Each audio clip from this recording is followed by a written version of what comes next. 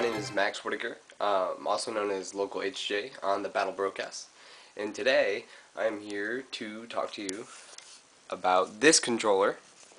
This controller is called the Razer Onza Tournament Edition, and I've actually kind of had a boner for this controller for a while now.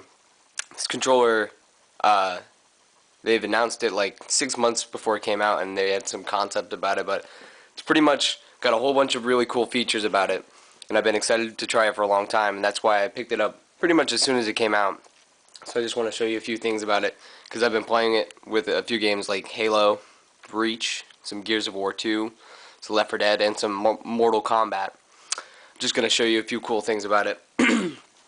One of the first things you notice when you pick it up is it is wired, and it has this really nice kind of braided like leather, not even leather, I don't know what I'm saying, it's just fabric. But yeah, it's got a really nice cord, but some people might not like that. I understand a lot of people like wireless, but for most people buying this controller, that'll actually be a boon to them, because there's zero lag between the console and the controller, which is really cool. But yep, that's one of the first things you notice. The next thing you notice is when you pick it up, it is extremely lightweight. This controller feels like it is nothing. It is super lightweight. And at first you might think that means it's cheap, but once you start to hold it, you realize this controller is actually extremely high quality. Can't really show you this, but when you feel it, if you ever get a chance to feel one of these things, it has a very nice rubber coating. And the rubber coating, it feels weird at first, but it really feels nice as you go on and play it, and it has this really nice grip on the back that is just, it's very ergonomic, and it fits your hand like a glove almost. It just feels really natural, so that is actually something most people will like about that. Very, very comfortable controller. So, I've got a few things I want to show you about this that make it actually better than a normal controller, and those things I'm going to show you right now and the first one that's the most, in my opinion, the most useful and the coolest, is it actually has two bumpers right above the left and right bumper there, and that's pretty cool. Like, at first you might be confused, like, what is that for? But if you come down here and you see on the back there's these two buttons, and that's kind of hard to read, but that white part and that left part, they say remap right and left. And when you hold those down, let me turn this controller on for a second. And when you turn it on, it rumbles when it starts up, which is cool. When you turn it on and you hold down one of these buttons, you'll see exactly which button it is mapped to. And you can't probably read that, but that says A, and it's lighting up. I have my left one set to A. And so what that means is I can set that bumper to any of the face buttons right now. And I forgot to mention, those buttons light up and it looks really awesome.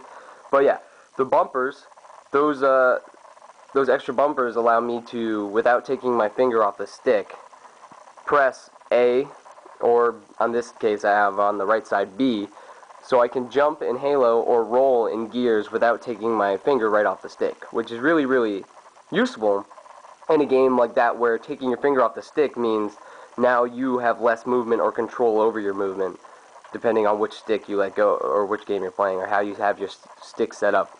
So that is actually something for competitive shooting games. That is a huge, huge difference. Big deal for me. Next, we have this improved D-pad down here.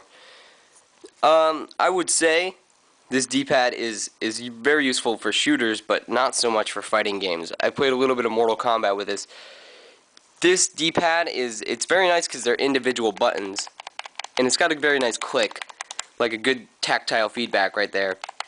But my big issue with it is the way these buttons are pressed. Like, it's very easy to accidentally hit two inputs. So for fighting games, when you're hitting them really quickly, you don't want to accidentally hit the wrong input, messing up your combo, which could, screw up your whole thing and throw you off. So, as a fighting game controller, I wouldn't recommend this, because even though this is a nice D-pad, it's not really the ideal situation you're looking for. Another cool feature, and this is mostly for shooter people as well, is you can change the sensitivity of both of these sticks on the fly by twisting them, and it's kind of hard to see, but they have raised little notches, and when you twist them, you can make them looser or heavier. So you can make them, like I have them set pretty loose right now, and actually the lack of resistance is so nice. Like, it makes your hand less tired, because I play a lot and I move the sticks a lot quickly. So having this in conjunction with high sensitivity in your games, it is actually an advantage, and I will say, helped me out a lot. And I keep putting my finger in front of the camera. Sorry about that. You can tell I've never done this before. Alright, so one of the last things I'm going to show you is the buttons. As you can see, those are nicely lit up, which is one of my favorite things about the controller, because I play in the dark, and that's kind of cool. But these buttons are actually hypersensitive. Hypersensitive. Ooh. It means that you can barely even tell when you hit this button that you hit it. Like, it takes very little pressure, and there's very little feedback. But if you listen closely, it does click. And that's the thing that taught me that I was hitting the button, because there's very little press involved.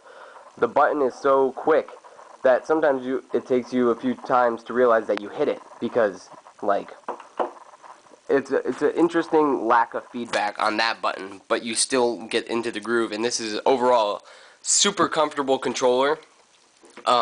Probably one of my new favorite controllers. Just little things like the design of the controller feels really nice.